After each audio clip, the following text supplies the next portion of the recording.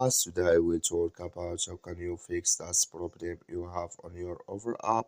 So all you have to do, so you just go down, click here on settings.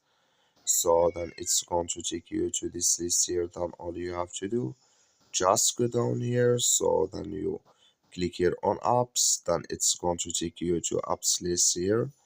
Then here can you looking for your over app, or you just click here on searching up. Then here add over app here. When it's going to show for you, click on it. So then you come to next step here. Then you click here on for stop. Then you click here on OK. So then you go down, click here on storage. Then you click here on clear cache. So then all you have to do, just restart your phone, then start it again. Then it's going to fix with you. That's all you have to do. Thank you for watching. Don't forget to support us by like and subscribe.